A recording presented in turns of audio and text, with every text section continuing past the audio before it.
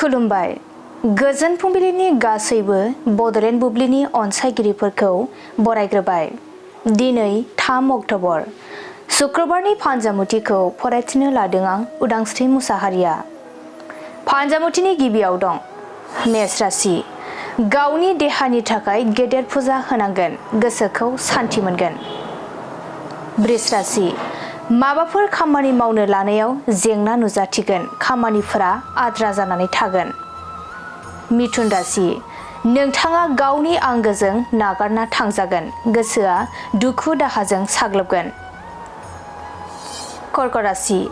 लोगोथिनि गेजेराव अनलायनाया बांगोन, रंजा बाजायै सम बारहोहरनो हागोन।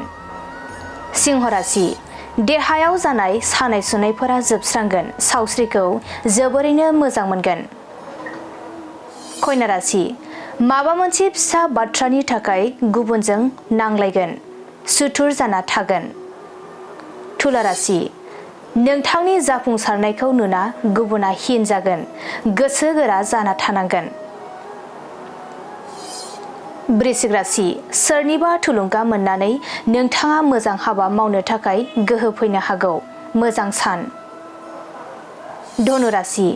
नोंथाङा सानस्लाबनो हायैयाव गोरोन्थि हाबा मावगोन, साजा मोननो गोसोआव गिखांनाय फैगोन। मकर राशि।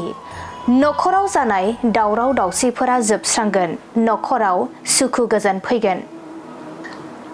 कुम्भ राशि। थांखांनाय जाथाया गोसोआव फैबाय थागोन, साननानै गोसोखौ गाज्रि मोनबाय थागोन। मीन राशि। बेफार फालांगि खालामनायाव मुलाम्फा जागोन, रांखावरि आरजिनानै लानो हागोन। दिनै सानसेनि राशि फरायथिनायाबो एसेनोसै। आसा खालामो नोंथांनि दिनैनि साना मोजाङै मोजां थांगोन, बेखौ बड'लेण्ड बुब्लि नखरनिफ्राय मिजिंथिबाय। गोजोन्थों।